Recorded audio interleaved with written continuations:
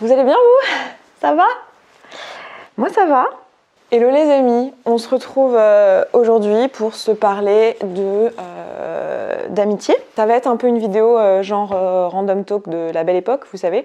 En fait, les random talks, c'est des vidéos où je parle un petit peu d'un sujet qui est brûlant dans ma tête, que j'ai envie de partager. Mais ça veut aussi dire que c'est pas un sujet sur lequel j'ai lu 15 livres, réfléchi 2 ans et en général si malgré moi, hein, c'est-à-dire que c'est tous des sujets de l'amitié, j'ai déjà réfléchi dans ma vie avant d'arriver là, mais disons que j'ai pas fait une réflexion poussée avec un raisonnement que j'ai envie de vous livrer comme un truc abouti. En gros c'est donc un petit peu genre je fais mon petit chemin au fur et à mesure que je parle, et c'est quelque chose qui est très naturel pour moi de faire ça parce que je suis une extravertie et qu'en tant qu'extravertie je construis ma pensée à l'oral. C'est mon mode de fonctionnement, donc voilà. Pour un introverti, ce genre de vidéo peut vous être insupportable. C'est possible que vous, ça vous soit insupportable. Pas tous les introvertis, mais il y a des introvertis. Vous, votre particularité à vous, c'est que vous n'arrivez pas à créer votre pensée à l'oral. Vous avez besoin de la synthétiser dans votre tête, donc ça peut prendre des jours, des mois en tâche de fond sans même que vous vous rendiez compte. Puis un jour, c'est très clair et vous pouvez nous faire un discours de 8 heures, clair, carré, sans répétition, où tout est hyper bien organisé dans votre tête, et ça peut vous rendre dingue de voir des gens comme moi parler, dire des trucs pas aboutis, des trucs qui se contredisent. Voilà, donc deal with it, vous êtes au courant. Et donc aujourd'hui on va parler d'amitié, et en particulier d'amitié entre femmes. Alors je sais pas dans quelle mesure tout le monde le sait en regardant, parce que même si vous me suivez depuis longtemps, vous n'avez pas forcément regardé toutes mes vidéos, vous m'avez peut-être déjà entendu dire que j'ai des petits soucis sociaux. Ça se voit pas sur cette chaîne. Aussi, comme je suis une extravertie, c'est assez facile de pas trop s'en rendre compte quand on me rencontre et dans les premières fois où on me côtoie.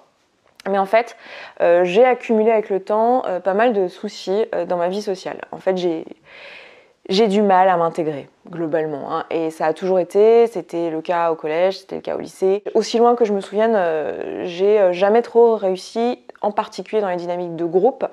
Et ça, c'est un truc que je me traîne, que j'essaye de trouver des solutions avec mes psys et tout. J'ai appris avec le temps les codes sociaux, et ma meilleure pote Marie, ma meilleure amie que vous connaissez, je vous en ai déjà parlé plusieurs fois, m'a dit récemment, alors qu'on parlait de ça, elle m'a dit en fait c'est compliqué avec toi parce que tu parles les langages sociaux, mais tu parles avec un accent, quoi. Genre on te comprend, mais tu parles le langage social avec un accent, et cet accent il est très léger. Du coup beaucoup de gens oublient que c'est pas ta langue maternelle. Et en fait, c'est exactement ça, quoi. J'ai appris, en fait. J'ai appris, ah oui, d'accord, ok, donc en fait, quand on est 8, si je me lève sans demander pour aller pisser, en fait, c'est vu comme j'en ai rien à battre de ce que vous êtes en train de dire, c'est pas intéressant ce que vous dites, et je m'en bats les couilles et je me crois au-dessus de tout.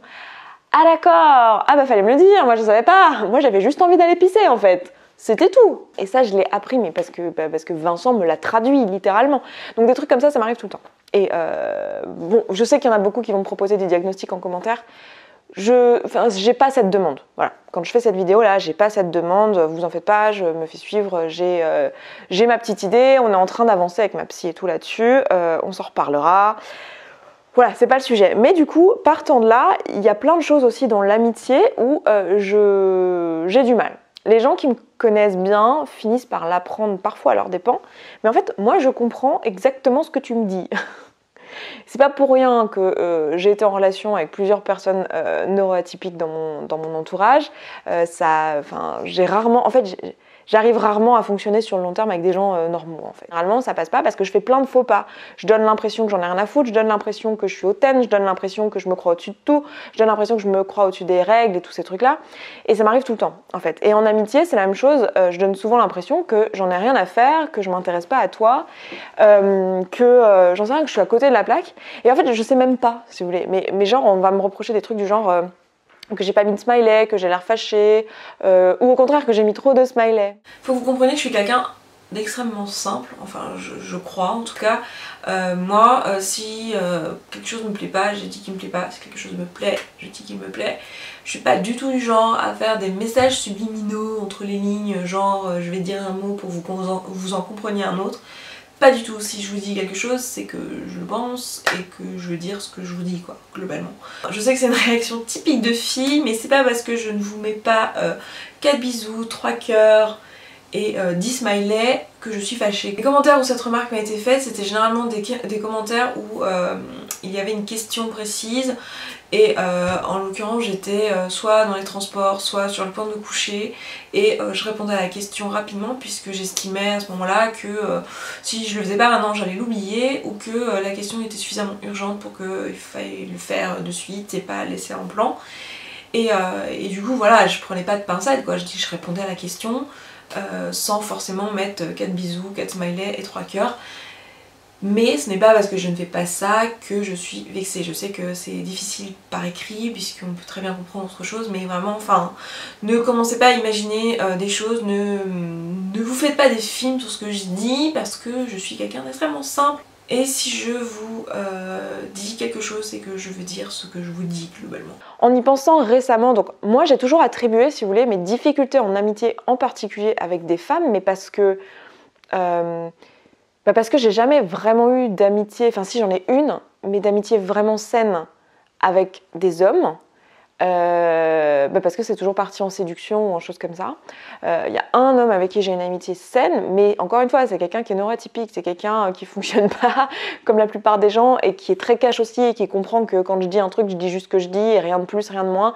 Et inversement, et il sait comment me parler, il sait me dire Esther, j'ai besoin de toi, je vais pas bien et je vais rappliquer chez lui à 4h du mat s'il a besoin de moi en fait. Et donc, on a un fonctionnement qui fait que ça marche. Mais globalement, j'ai souvent eu du mal à avoir des copines filles en fait, à avoir des amies proches filles.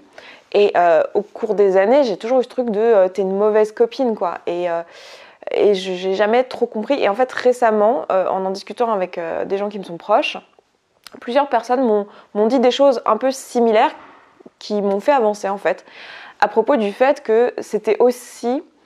alors, il y a plusieurs choses là-dedans. Il y a mon éducation, le fait que j'ai quand même été éduquée en marge dans une éducation particulière dans cette société, donc ça a sûrement un impact dans la façon dont j'interagis avec les autres. Il y a peut-être une neuroatypie, mais bon, les gars, on a déjà cherché de ce point de vue-là, et a priori, non, c'est pas le cas. Donc c'est pas ça le problème, de mon côté en tout cas. Et il y a aussi un truc auquel je n'avais pas pensé avant récemment, qui est tout un tas d'injonctions sur ce que doit être une amitié féminine. Il y a une pression, et en fait les relations entre femmes sont hyper complexes je trouve, et j'espère qu'il y aura pas mal d'hommes qui regarderont cette vidéo, ou pas mal de personnes en tout cas qui ont été élevées en tant qu'hommes, qui regarderont cette vidéo, parce que je pense que ça peut vous faire comprendre pas mal de trucs dans les dynamiques entre femmes. Mais ça peut être hyper toxique. Déjà, il y a beaucoup de jalousie, il y a beaucoup de comparaison, il y a beaucoup de dynamiques un peu toxiques, quoi. Genre, et c'est marrant parce que quand on n'est que entre femmes, et c'est pour ça que moi j'aime autant les espaces en non-mixité, comme on a créé nous dans le programme Point Final, vous le savez, hein, je vous le dis souvent, mais c'est un espace non-mixte. Et c'est pour cette raison-là, en fait, parce que dans les espaces en non-mixité, il se passe des trucs extraordinaires en tant que femme, il y a vraiment du soutien, il y a vraiment des choses qui se créent que moi je vois nulle part ailleurs. Et dès qu'il y a un homme, les dynamiques entre femmes, c'est un bordel en fait. Et je pense qu'il y a des manuels de bonne conduite dans tous les sens. Si vous suivez mon travail, vous savez ce que je veux dire par manuel de bonne conduite. Pour celles et ceux qui ne suivent pas mon travail, en fait, ce que j'appelle des manuels de bonne conduite, c'est tout un tas de règles tacites sociales qu'on a données à quelqu'un en disant, voilà, pour être une bonne maman, par exemple, tu dois faire passer tes enfants en premier, tu dois ne pas travailler, tu dois aller chercher tes enfants à l'école, tu dois... Enfin, tout un tas de trucs. D'accord ? Peut-être que ce que je viens de dire là, d'ailleurs, c'est faux dans votre manuel de bonne conduite de ce qu'est la bonne maman. Mais on a tous un manuel de bonne conduite de ce que c'est la bonne maman, de ce que c'est la meilleure amie, de ce que c'est le bon petit ami ou la bonne petite amie, ou ce que c'est... Petite amie, c'est un vieux terme, mais bon, vous avez compris. Ce que c'est qu'être une bonne amitié, une bonne personne, Voilà, on a des manuels de bonne conduite comme ça de comment devraient se comporter les gens. Et quand les gens se comportent pas comme ça, on a tout un tas d'interprétations. Par exemple, ton mec ne t'offre pas des roses à la Saint-Valentin, tu as le droit d'interpréter ça comme il n'est pas attentionné, il ne m'aime pas, blablabla, blablabla. Même si en fait t'en as rien à foutre des roses et t'en as rien à foutre de la Saint-Valentin. C'est juste que t'as un manuel de bonne conduite en fait, de qu'est-ce que ça doit être le copain, comment il doit se comporter. Et j'ai l'impression qu'en fait, il y a beaucoup ça dans l'amitié, et en particulier dans l'amitié entre femmes. Genre ce truc de... Enfin moi j'ai appris récemment qu'en fait, ça suffit pas. Parce que moi, on me disait, mais t'en as rien à foutre Esther, j'ai l'impression que t'en as rien à foutre de moi. Mais j'étais, mais meuf, regarde nos messages. C'est moi globalement qui viens vers toi pour te demander comment tu vas, pour prendre des nouvelles. Et j'étais, mais je ne comprends pas ce truc, pourquoi tu t'as fait? Oui, mais en fait, t'insistes pas. Et il y a vraiment ce truc de toutes ces règles en fait, qu'on s'est mis, qu'on s'est construites, etc., que moi je trouve extrêmement violentes parce que je les comprends pas. Donc déjà, bon ça, je peux comprendre aussi que c'est propre à moi, etc. Mais je trouve ça aussi discriminant parce qu'en fait, la raison pour laquelle je les comprends pas, c'est aussi lié soit, alors je ne sais pas, mais soit à une atypie de ma part, et je trouve ça extrêmement violent en fait, si j'ai un trouble et que on me prête des intentions alors que j'ai répété 512 500 000 fois que ce n'est pas mes intentions et qu'on continue à pas me croire, voilà, c'est un peu que moi je le prends avec autant de violence que quelqu'un qui a une maladie invisible, qui souffre, à qui on dira mais tu peux quand même faire un effort, t'as pas mal, je ne vois rien donc t'as pas mal. Putain mec, mais crois cette personne en fait. Si elle te dit ça, enfin, je veux dire, ça fait chier en fait de devoir réexpliquer à chaque fois qu'en fait tu comprends pas les codes. Plus le fait qu'il y a un truc hyper toxique entre femmes quand même. Il y a quand même un putain de truc toxique entre femmes. C'est soit tu es une alliée, soit tu es une rivale. Il n'y a pas d'entre-deux.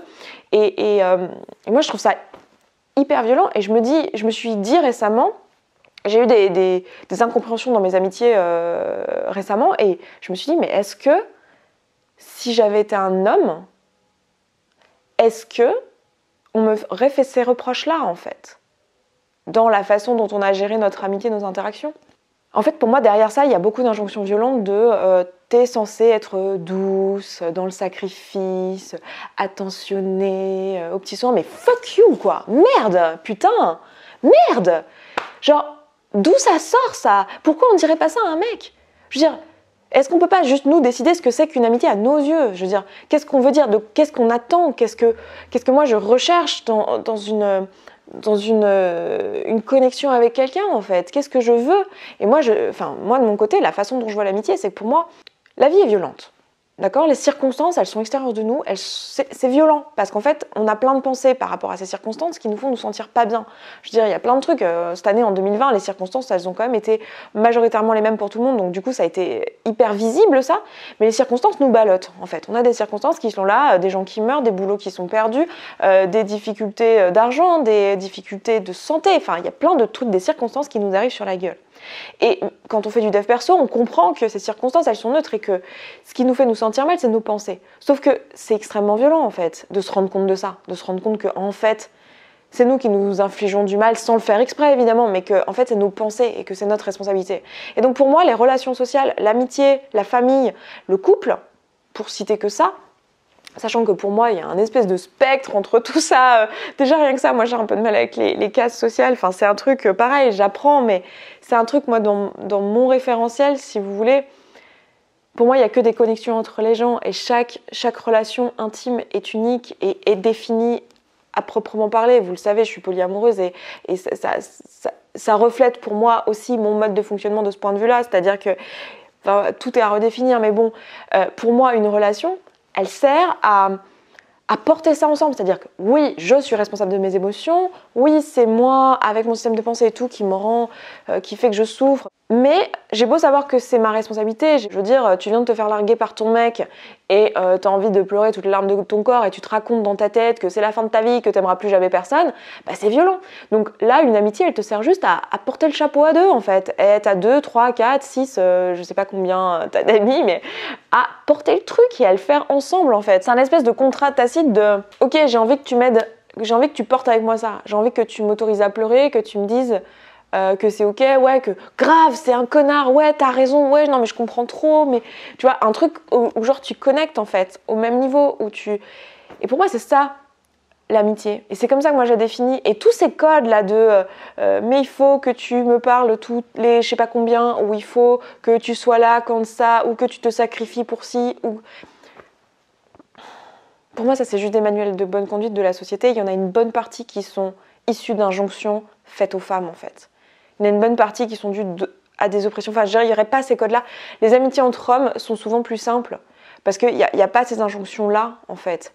Et je trouve ça extrêmement violent.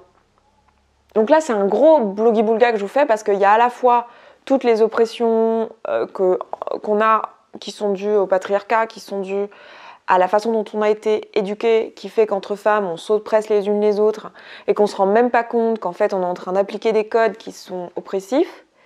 Plus, moi, mon expérience personnelle violente de je sais que je comprends encore moins que tout le monde les codes sociaux, mais je sais que cette violence-là, elle n'est pas juste pour les personnes comme moi. qui comprennent pas forcément tous les codes, soit parce qu'ils ont une neuroatypie. Je pense j'ai des gens dans mon entourage qui sont sur le spectre de l'autisme. J'ai des gens dans mon entourage qui ont été diagnostiqués en tant que zèbre. Donc je vois ça. Mais c'est pas juste pour ces personnes-là. Moi, je pense que ces codes-là, ils sont hyper violents. Quand tu viens de faire reprocher ou que tu t'obliges. Enfin, moi, j'ai des amis qui me sont proches, qui s'obligent, qui me disent, qui s'excusent de me dire « Désolée, je t'ai pas répondu dans la minute parce que si, parce que là, mais j'en ai pas rien à foutre. » Mais meuf, je sais que t'en as pas rien à foutre, je te connais et je t'aime. J'ai aucun doute que t'en as rien à foutre. Pourquoi tu te sens oppressée et obligée de me dire j'ai pas pu te répondre dans la seconde, je te réponds demain parce que là je suis en train de faire ci ou je suis avec une autre amie.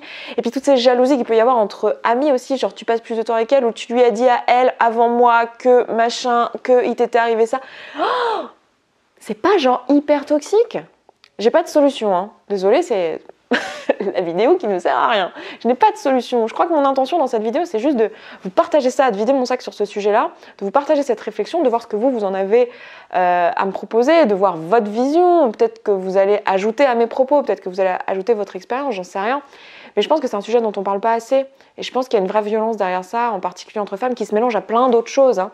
Mais voilà, donc c'était le random talk du jour. Je pense que je vais m'arrêter là. J'ai pas envie d'en dire plus, je pense qu'il y avait déjà pas mal d'infos. Désolée, c'est sûr, cette vidéo est maladroite. C'est sûr, je vous parle comme si je vous avais en face de vous. Si vous m'aviez en face de vous, vous me diriez, mais attends Esther, qu'est-ce que tu as voulu dire quand tu as dit ça? Et vous me demanderiez des précisions s'il y a des trucs que j'ai pu dire qui peuvent être mal interprétés. Donc si vous voyez que vous me connaissez assez pour savoir que c'est très probable que je n'ai pas voulu dire un truc qui vous paraît gros comme une maison, qui vous paraît tellement jugeant ou tellement pas moi, bah demandez la précision en commentaire, il y a des chances que effectivement c'est juste parce que je parle à l'oral. Et des fois je me rends compte au montage parce que au montage, je me dis putain, mais ça peut être carrément compris comme ça. Moi, je sais que c'est pas du tout ce que j'ai voulu dire, mais parfois non. Parfois, je m'en rends pas compte au montage. Donc, parce que je suis pas dans votre tête tout simplement. Donc, n'hésitez pas à me demander des précisions. Et puis, bah, je suis contente d'avoir parlé de ce sujet-là. Et puis, bah, écoutez, moi, je vous embrasse. Je m'arrête là pour cette vidéo et je vous dis à très vite dans la prochaine. Ciao, ciao.